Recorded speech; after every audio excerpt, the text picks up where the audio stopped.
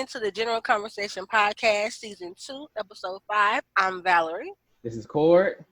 How y'all feeling out there? What's up? What's up? What's up? What's up? Oh, What's up? What's up? What's up? another What's up? day, another day in quarantine city.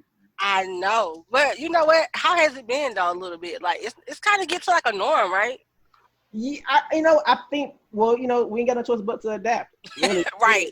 There's not a whole bunch you really can do, but try to deal with it the best way you can. So, I agreed. It's gonna be the new norm for a little while. Yeah.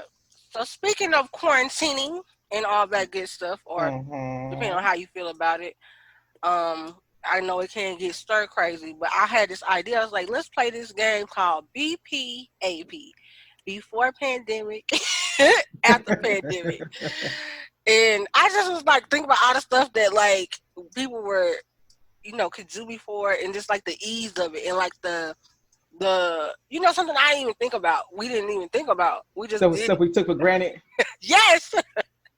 The freedoms we have. The civil liberties that we have, and now people are going batshit crazy because they got to put on a mask. But anyway, okay, Cordero. So we're gonna play BPAP. So BP before pandemic. Before pandemic, Cordero, what could you do? BP. Let's have it. I could get sushi anytime I felt like it. It was not a hassle to get sushi. You just get in the car, you drive, you sit down, you order your sushi, you get it, you pick out on the sushi, you pay your money, you get up and you leave. Now I gotta make sure that I disinfect myself before I leave the house. I gotta put my mask on when I get to the restaurant. But now I gotta call the restaurant and hopefully I get somebody to talk to order the sushi. The sushi is not like fresh and you get it. Uber Eats is making a killing. What? What? Okay. Yeah, going to get sushi when I felt like it without it being a hassle. Yeah. Yeah. I mean, I definitely agree with you. BP for me, I didn't think I was like a social person like that, because I really do like to be by myself.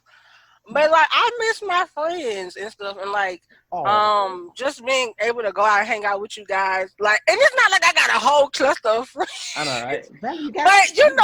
It's only 2.5 of us. Listen, you ain't got to tell everybody my business like that. But because I live by myself as well, it's like I need some kind of social interaction. And for a while I was like, okay, I'm cool. But after a while, I'm just like, I need to get out the house, and see my friends and hang out. But I can definitely I understand the social distancing, so it's just something I think I took for granted. I'll say that. I think I definitely took that for granted. Yeah, I think another one for me, and this is kind of going back to food. We like to eat down. Okay. Trying out different restaurants. We used to do that. Oh, yeah. Oh, my God. Ellie would call me up hey, I found a new restaurant over here in the little cubby hole or whatever. And I'm like, and she'll take me. She's like, you're going to judge it. But I miss, what I'm saying? We used to be able to go and just kind of try out different restaurants, try out different little eateries. Now it's like, what's the point of looking for? We can't go. They might be closed down. It's like. Right.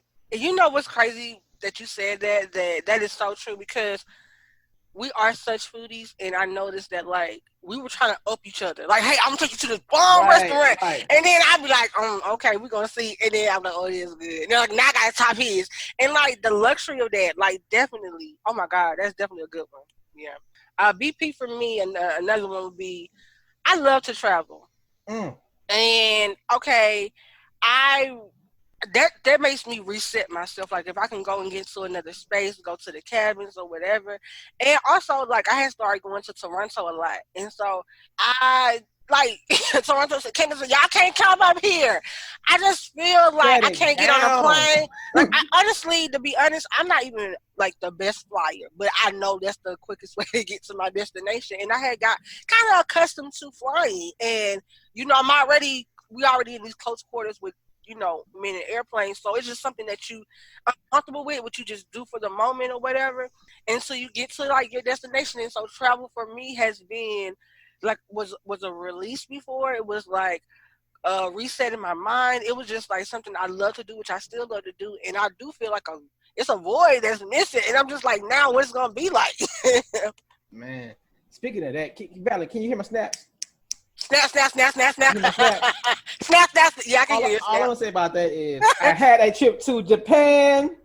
Corona said, Fuck your plan. Snap, snap, snap, snap, snap. Oh, this has spoken word about this corona shit, though. Like, man, Daryl said he was gonna do a little prop too. I said, do it. For real. Listen, I remember, and you were so excited about that trip. I mean, when I say the money was spent, you know how usually people make plans or whatever, and like, oh, well, then you don't make. It's not set and final until you spend the money. You know, that's what you feel like until you spend the money, that's how you know, okay, it's for real, for real. Right. More fundable, this and stuff like that.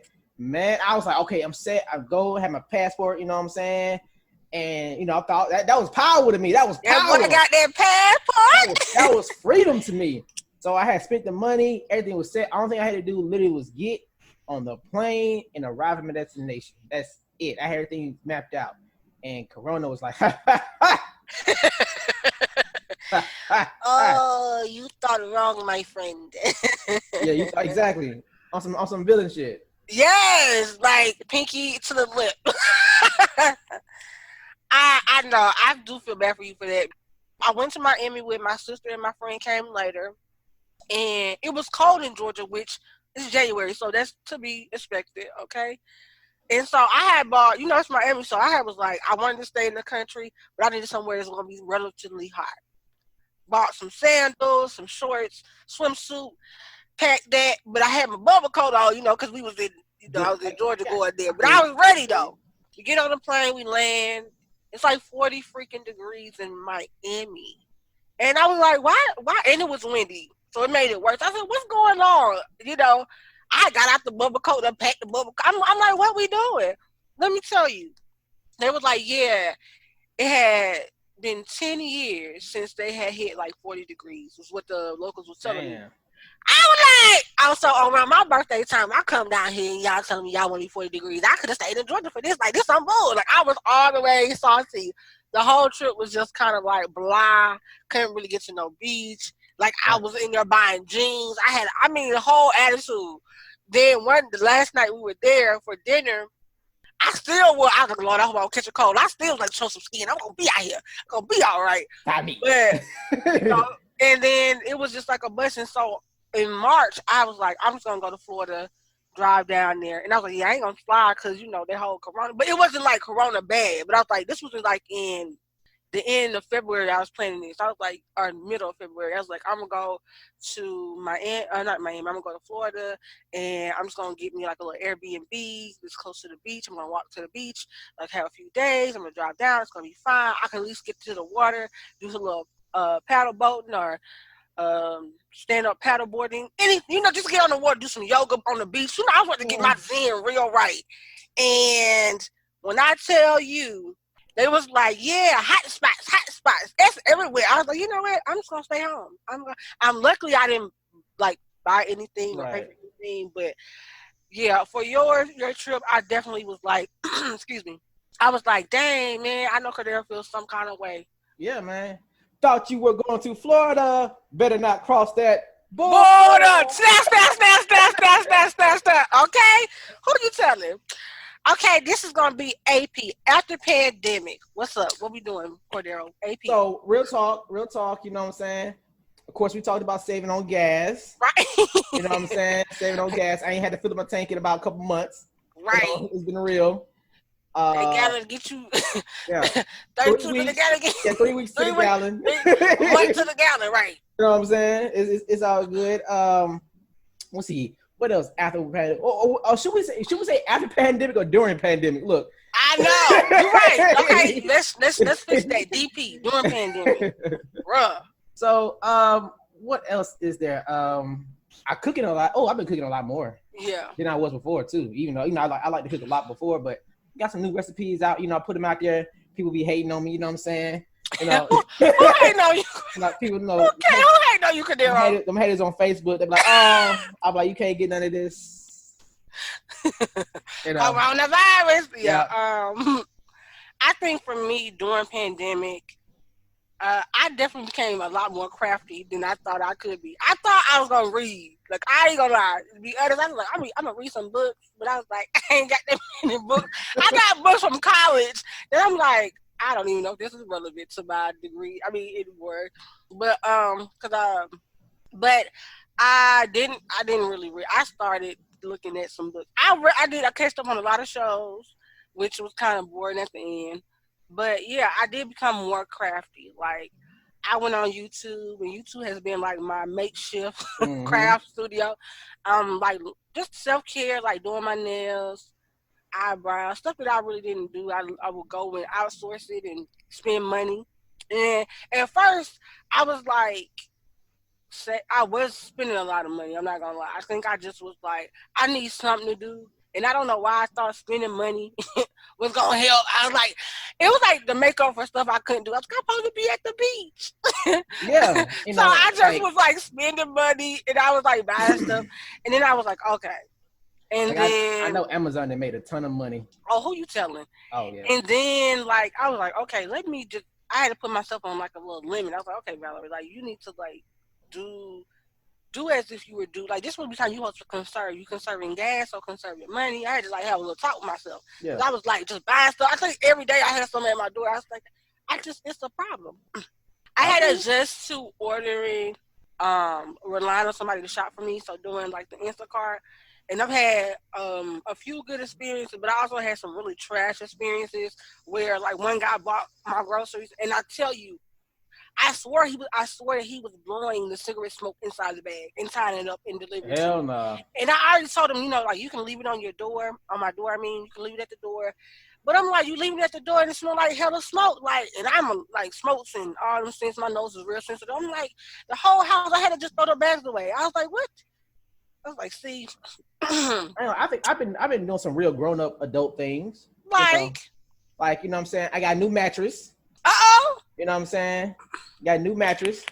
You know what I'm saying. I'll replace some locks in the house. Do some household projects. Right. You know what I'm saying. But replacing this floor. You know what I'm saying. Putting up new blinds and shit. Look at you. You done got a whole home improvement store. Look, I even ordered new dishes. And hold on, check this out. I got a new dish rack on the way. We sound so old. Yeah, I know, right? This is what we get excited about now. Right. Yeah. This is it. This is where we at. I did have a fun tip. I did buy some little video games, so I ain't lost it yet. You still got the kid at heart. Yeah, still got a kid. During pandemic, I've been getting. To me, I don't think I'm very techno savvy. Like technology. Of course, I can do emails and all that, but I wasn't really zooming and all this other stuff that Cordero be telling me about some other stuff. And I will say Zoom and not like Zoom just came around, but Zoom has been my friend. Let me see what else I've been. Oh, cooking more like you. Mm-hmm. And coming up with some perfecting things that I already know how to do, and coming up with some other ideas. Like I made this shrimp, crab, broccoli pizza. Boy, that shit went ahead. I was like, okay. It was on point like that though. It was. I'm telling you, you saw the picture. Yeah, I did. Put it on Instagram too. I ain't getting none though. I feel some kind during the pandemic, I made a pizza. I couldn't share it. Snap. But yeah, man, it just definitely has been some changes. And if anybody has gone back to work, I hope you guys are being safe out there, washing your hands, trying to social distance, just like being safe. Yeah. The numbers are rising, and I just hope you guys, like I said, do what you feel is best as far as like making sure you wear the mask and washing your hands and doing the things that you know you should do. Because it helps everybody in the end. That's all I'm gonna say about that. Don't listen to people telling you it's optional. It should be mandatory. You're gonna get on that. Okay now. All right now. Cordero, I know you wanted to talk about the movie Joker and dive into that. Yeah. So. I know I keep calling it The Joker, but I think it is just the movie. It's just Joker? Joker. Yeah, I keep, it just, but. The Joker. That'd be me. I put Zone. So my focus was going to be kind of like Joker and kind of crossing it with mental health and really kind of, expanding on that. However, that was a rabbit hole. Yeah. That was a big rabbit hole. Like I for one, Valerie see my notebook. I for one actually had to take notes and write shit down. You because felt like you was going to school. yeah, I was like, okay, so I gotta reference this to this book over here, and I gotta reference this association with this over here, and it's like it was going. I was back in the school again, man, and like you know what I'm saying that was rough.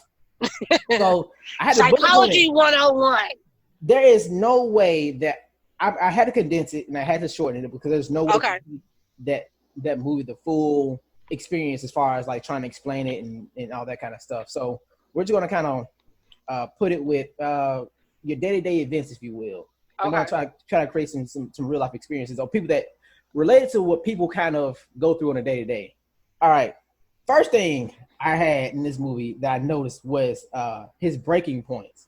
And that was like everyday breaking points that people experienced today. I was looking at this movie and this dude obviously had some type of mental illness, whether partially diagnosed or undiagnosed. He had breaking points that the average person, average well-adjusted person, whatever that means to you, would crumble over. Right. Just some of the things like he lost his job, found out that he was adopted, found out his mom lied to him, his idol crushed his dreams, and the girl, if you saw the movie, there was a woman in the movie and he had one good interaction with her. But beyond that point, all the others were made up in his head.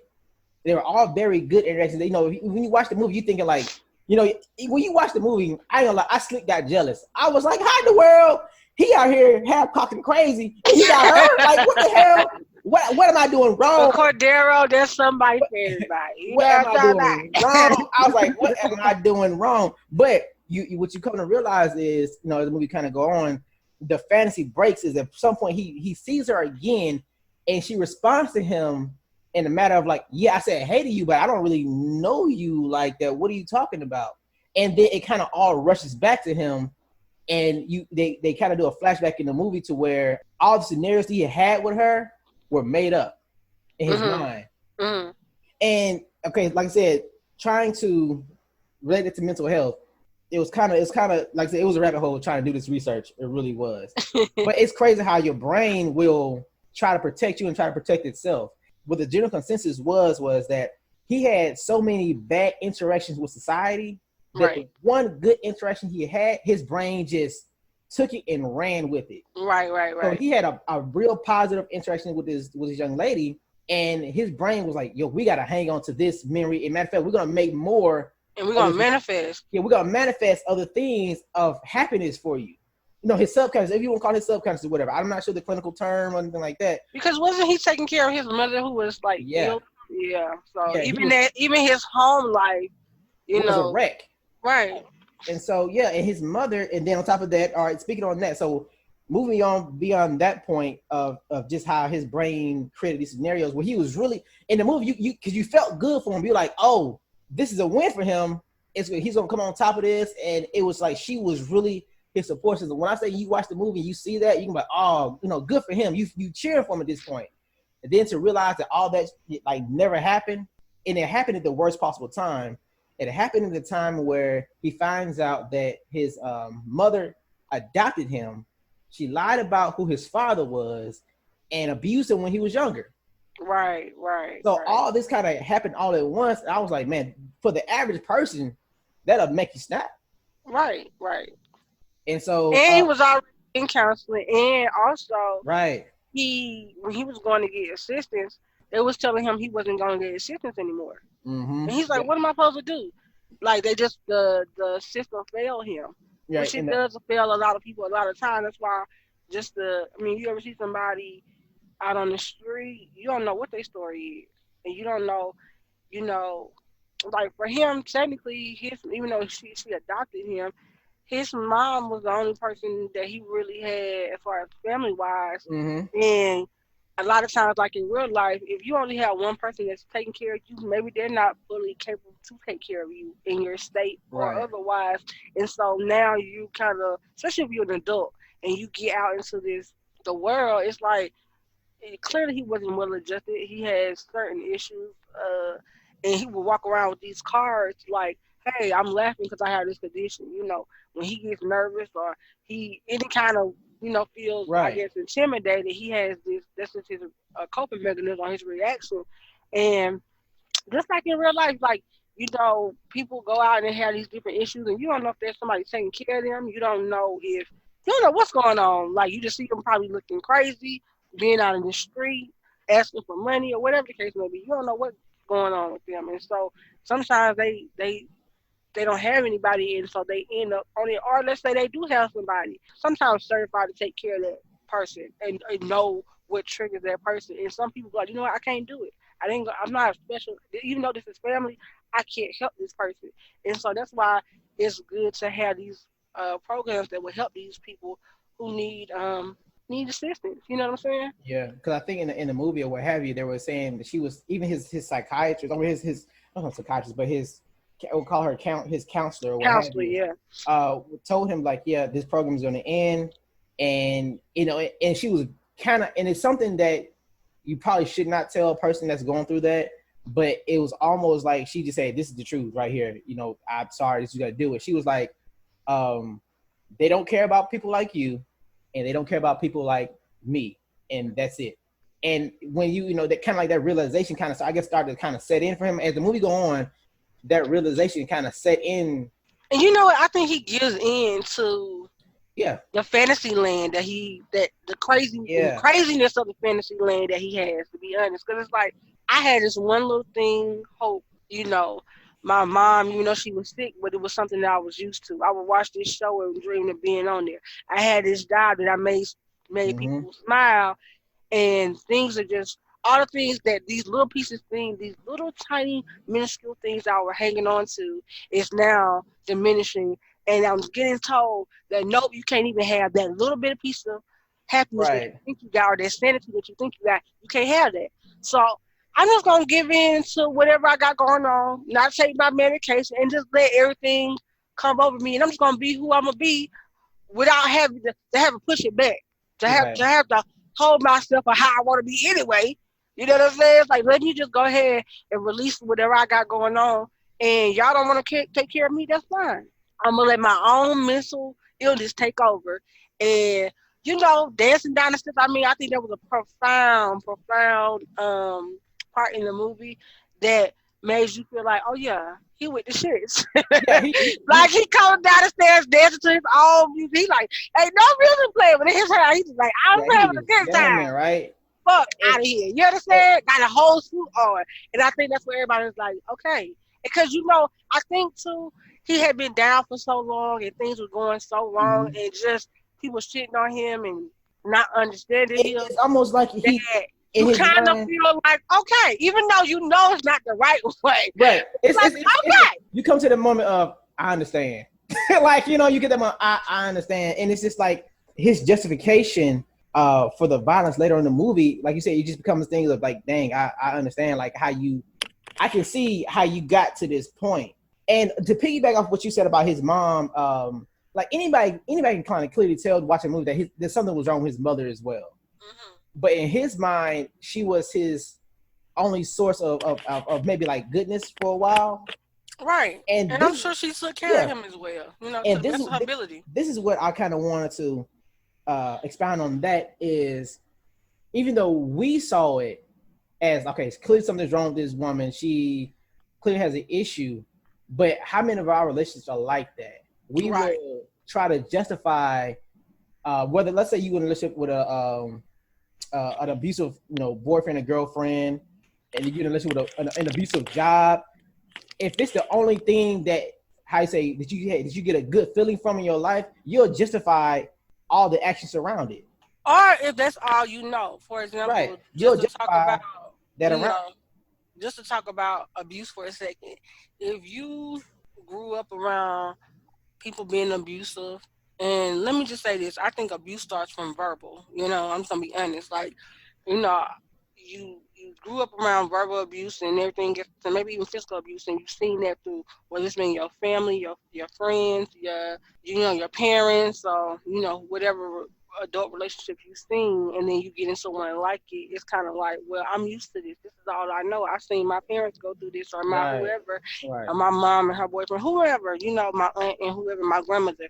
If you've seen that, or you've seen people talk to people really, really disrespectful and crazy, you think that it's okay to have somebody talk to you like that, or for you to talk to someone like that. You Mm-hmm. understand what I'm saying? You think So that's that's love? your normalcy. You thinking it's okay if a dude come and call you out your name and that you say the same, or oh well, we fought each other. You know what I'm saying? Like, you have to be really careful what you allow into your head, because even if you see that, doesn't mean you have to, think that it is an Right. issue. And I do honestly believe that it starts with verbal abuse, to have somebody talk to you. You can be mad at somebody and not have to talk to them in a disrespectful way. You know what I'm saying? And so, like I said, when you were saying that might be his normal, he probably knew his mom had other issues, and Mm-hmm. growing up, that's like, look, I grew up in it, so this is what it is. And then he been told he got issues. So he's Right. like, we just both got issues together. Yeah, and I just see how some people on the outside looking in can't sometimes understand. Like somebody say, "Oh yeah, he beat me, but he loved me," and that's like you like what? But on the on Don't even go together. right, Those two don't even go together. but them being on the inside, that's what because because they get that good feeling of love from that person. Everything else is justified around it. They'll make excuses for it around it. Just like you try to justify one of your actions for something you like, dang, did I do that for real? And you're like, well, so and so did this and blah blah blah. Right. Justify the actions surrounding that because that's the good feeling that we felt for that person, whether it be like drugs. Right. Even with drugs, with some people like, oh, you a pothead or you a crackhead, you a basehead.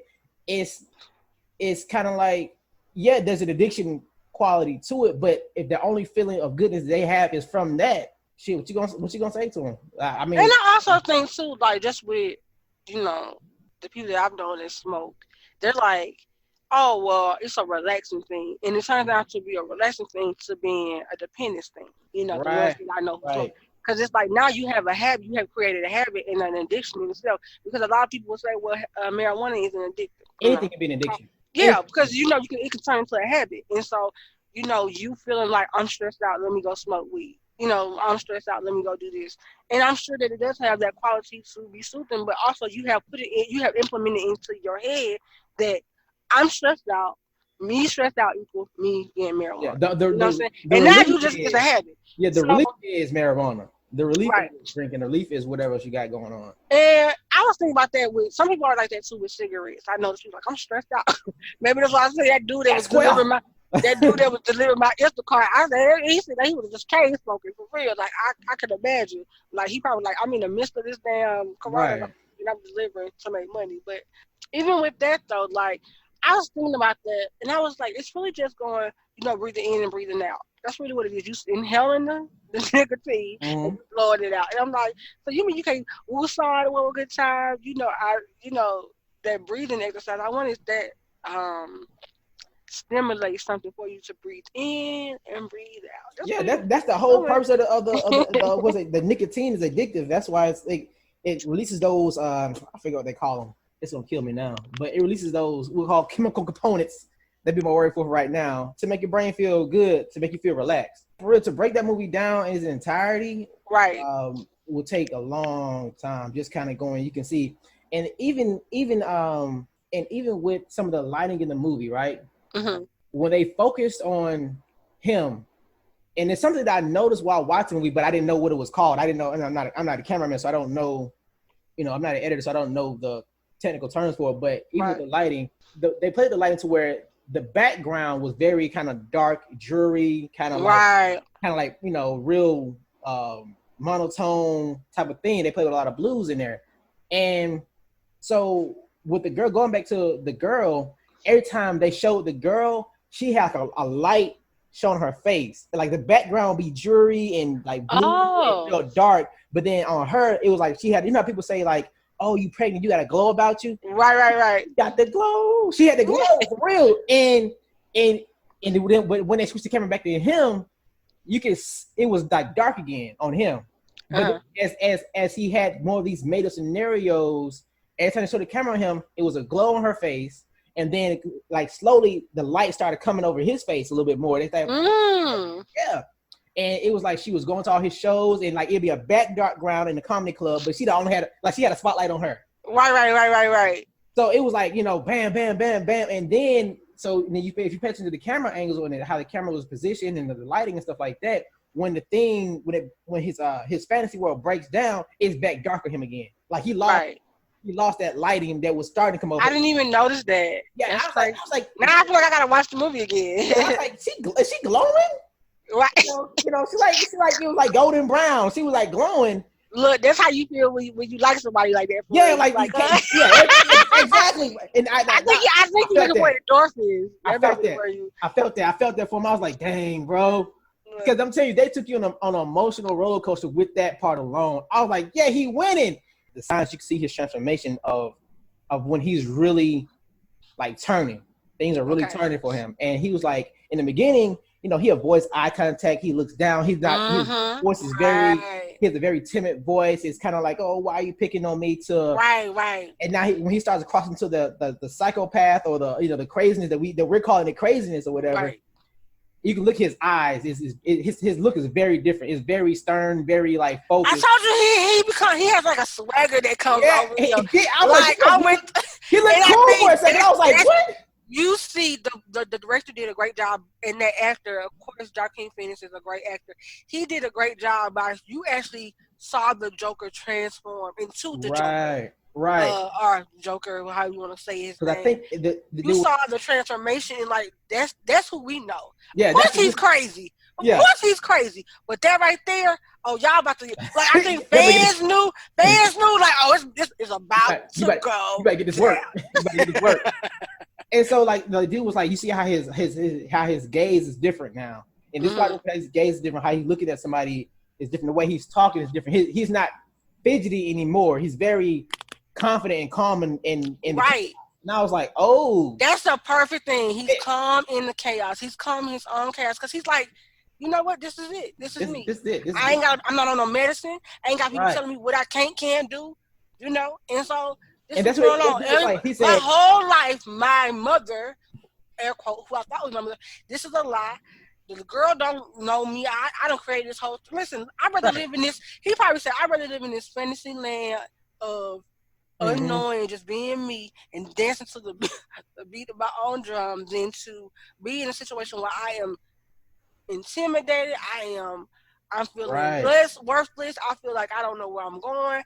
Like, there's a part before he transformed into where he was at the end of the movie, they had this great cinematography of like his body all like contorted. And in that that was like him going through like these emotions and probably how his brain felt just so jumbled up and his body. I mean, it was a great physical representation. Yeah, of course. And I was just like, yeah. So when like we see him at, like I said, the best part, not the best part because it is gruesome, but the part that I liked when he was sitting on the couch, because I feel like I've been there. Like you said, Cordell, that's a great part.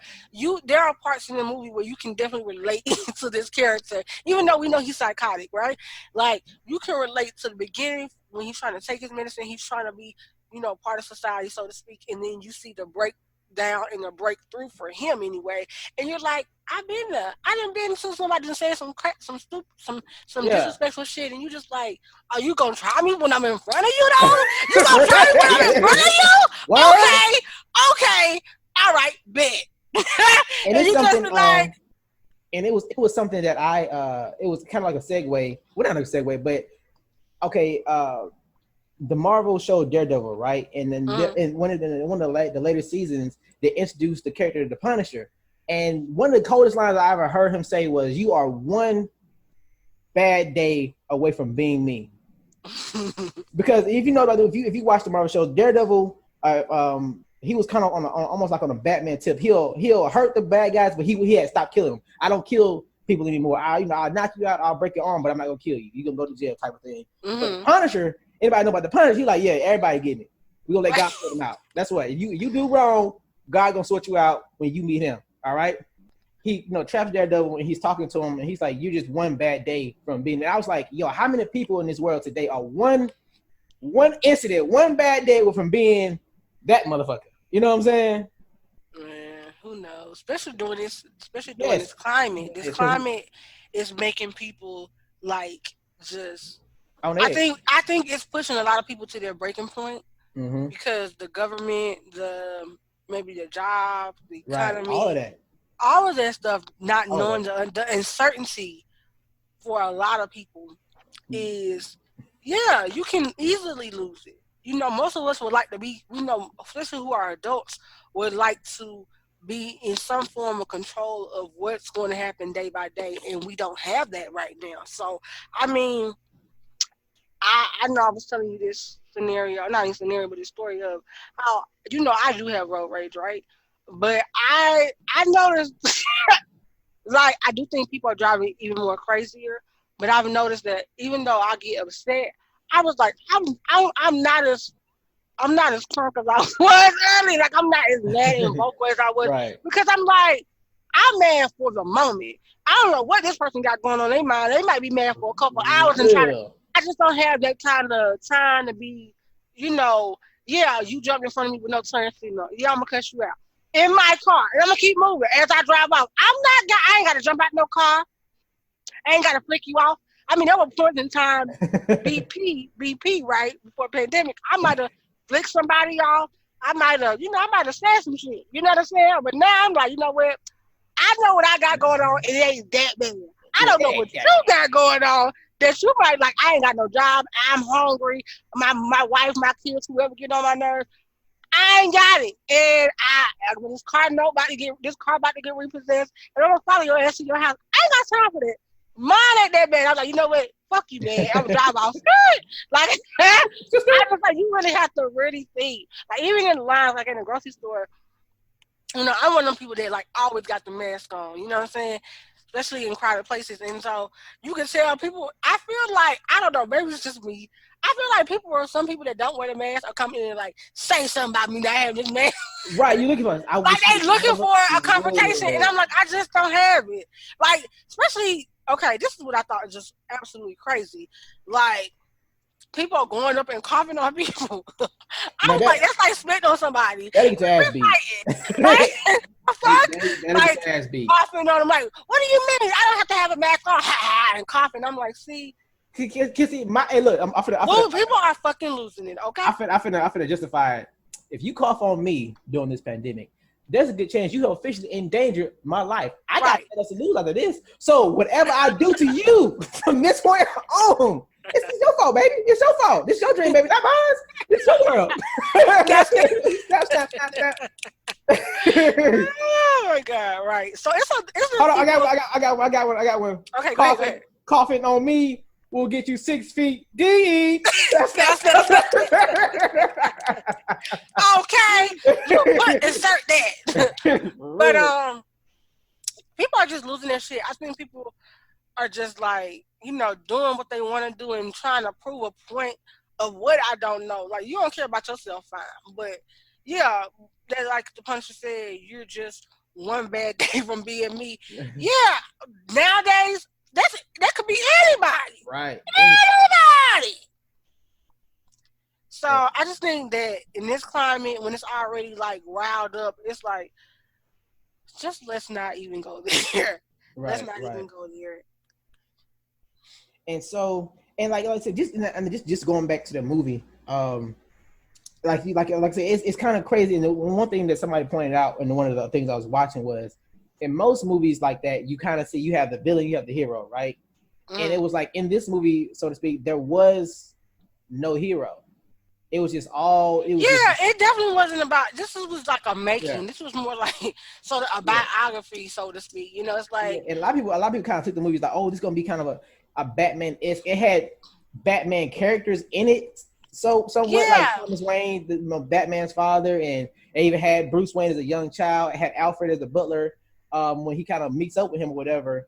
But it didn't have like you don't get that Batman's coming to save the day. It was really like a reflection of our society.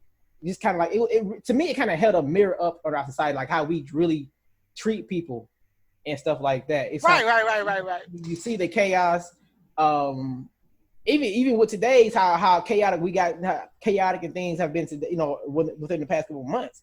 So you see like the chaos, you see, let's just say you go from a point of oh, it's a Joker, he's a bad guy, he's a villain, to, and yeah, I kind of understand, and that anybody who knows the Joker character, he's like, you always thought, oh, he's a just insane maniac, but there's no justification for anything he does.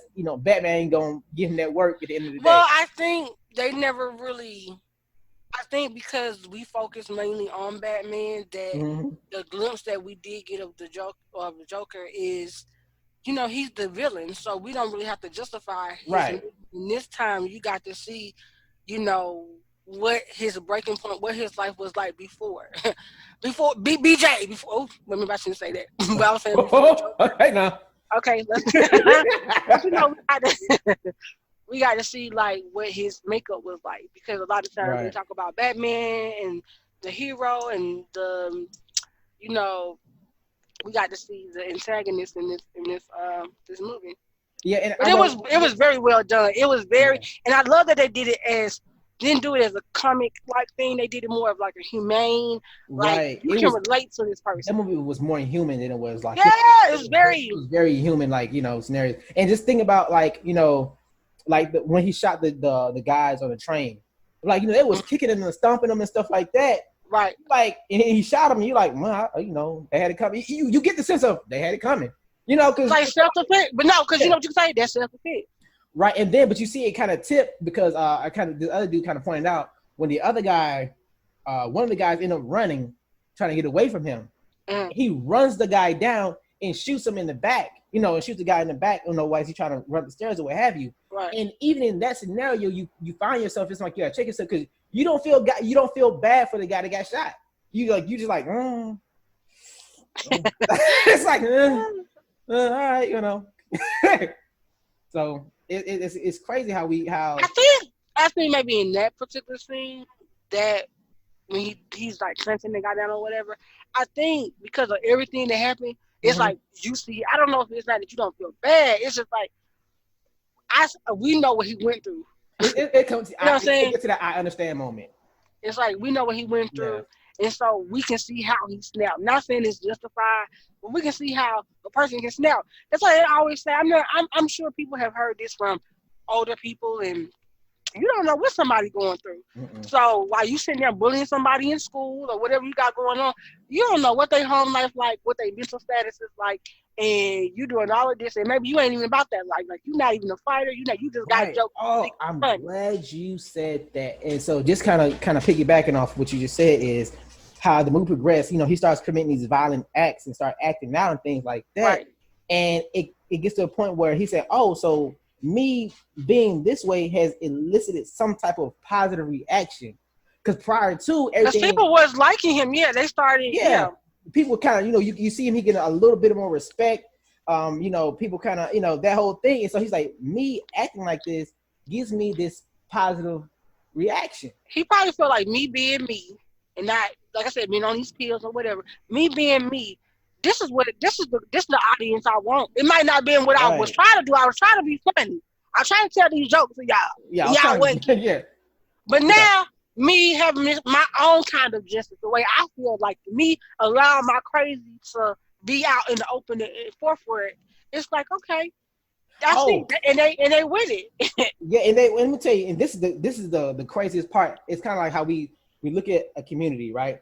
We want to be a part of a community that looks like us. That's generally how we work. We all we get along with people who have the same similar interests, same thought process, same culture as us, right? Right. So to say that going towards the end of the movie, when the city's starting to kind of go into chaos, right, he's starting to see more of himself in society. Right. With the people, the Joker mask, people kind of doing these random acts of anarchy and stuff like that. Right. And you see, like, finishing off this in the movie when he gets arrested and the cop car crashes. Right. And they lift him up and stuff like that. And he looks upon the crowd and he sees everybody looks just like him. They all have the Joker mask on. And he has, like you said, he has his audience. They're laughing with him. They're praising him. So he's like, oh no, this is what I had to do the entire time. Then you get to think of, oh shit, Now, at the moment, at the end of the movie, you're like, oh shit, this is where this is his validation for what. Right. This is validation for me being this Joker character or that I transformed into has given me the positive reaction that I wanted the entire time. Whereas beforehand, when I was doing my medication, going my counseling, not fighting back or whatever, I wasn't wanted. People was telling me I they wasn't couldn't do on it. nothing. They I was couldn't getting help beat me. up. I didn't have no home. Now he found his, so to speak, tribe. Right, and I think, and then what he thinks, he saw his reflection in society, which we all kind of want. Which we all certainly kind of want. We want to see our reflection in society because it gives us a sense of belonging to that particular community. And so when he saw that, I was like, damn. Shit. It has begun. It has begun. He is there now. But that is a really good movie. Like I gotta go back and watch it because I'm sure I can find some other stuff that I didn't really realize before. But like pay attention to the lighting and just like I said, to go from beginning to end to really dive deep into that movie would take a lot longer. So that's gonna be something else.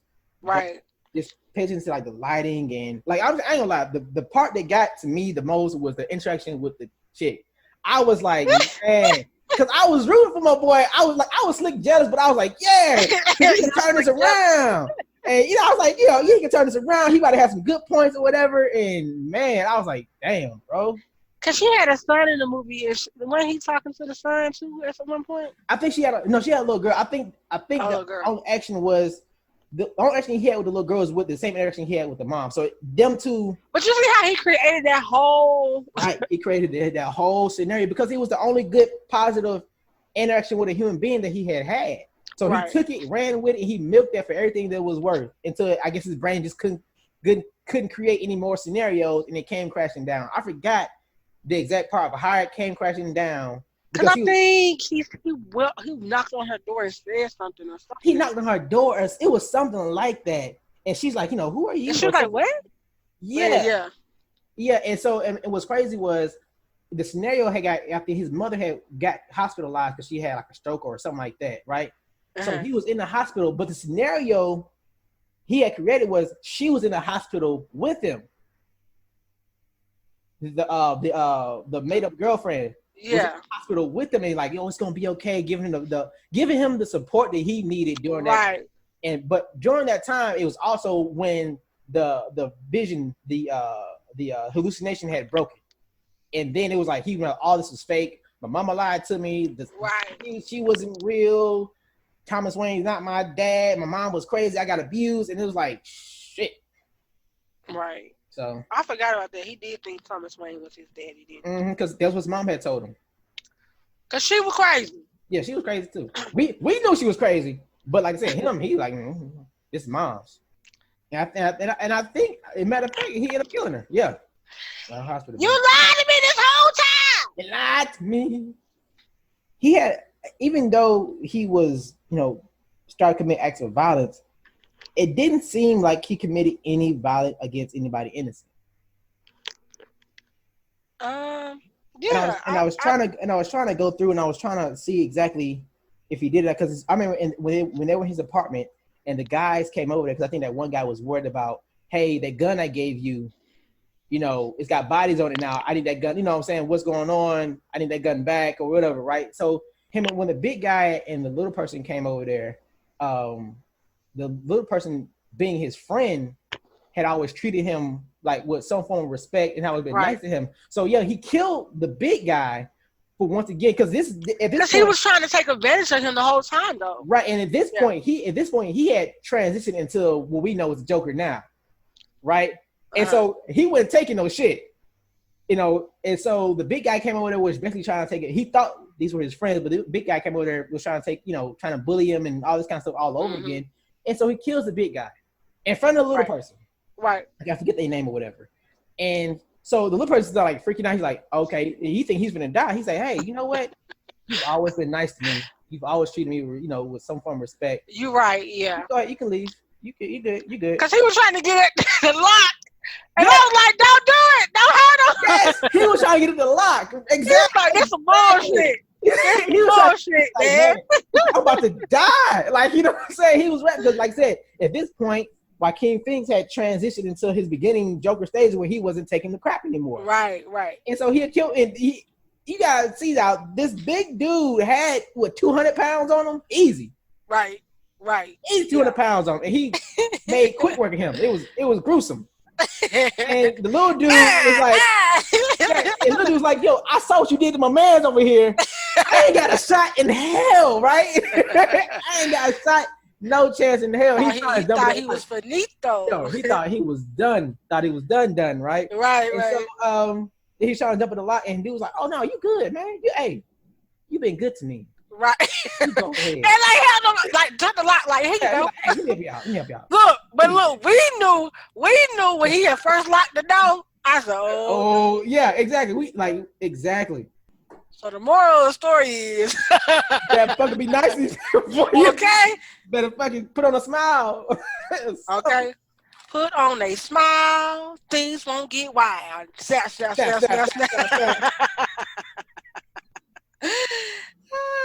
Treat me with respect. I won't make you hit the deck. Snap.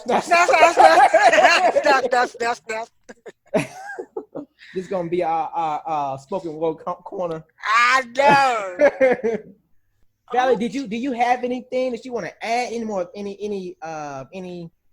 insight on the movie itself, or insight period on society in itself, man? Oh God, on society itself, that's another show for another day. But I will say that I really did enjoy the movie. I mean, not only was it entertaining, it didn't feel like a comic to me. It felt like a person to person movie. Right. I felt maybe not to the extent of killing somebody, but I felt every little thing that he went through. I definitely had sympathy for him, and just his whole life, and like how he moved through life and was so timid about like everything, and then having this like overcompensate breaking point, and like the system letting him down and things like that. And all I can say is like, you really do never know what somebody's going through or whatever. And mental health is a big issue, and more funds should be given to it, you know. And if you know somebody that needs some help, especially during this time, reach out to them. You know, send them some, cookies or some shit. I don't know. Send them some cookies. Send them some to places that can get help. Send them some links or talk to them. Advise that they get help. You know what I'm saying? I'm not saying to this extent. I'm not saying people walking around being a joker, but it is a stressful time. Right. And like I said, the uncertainty, and then just people being on some dumb junk. It's like you just never really know. And I feel like you would think this would make people, this situation of what's going on in the world with the pandemic and everything else, make people more, I don't know, just care about other people, socially aware, taking responsibility, accountability, all these things you would think would come to the forefront and to light. And unfortunately, it's not. So, yeah, you got to send them some cookies. I guess that's what you got to do. But, even though, we know that with Hollywood, with movies, they are an exaggeration, but it had an exaggeration type of moments in it. But it was just like you said, it was very relatable. Right. It was not far from the truth of scenarios that could happen to somebody. Somebody have a breakdown for sure. Have a breakdown, and it's one of the things I showed. One of the things I was watching, this dude made a very, very interesting quote. He said, "While we were busy trying to diagnose the Joker, he was diagnosing us."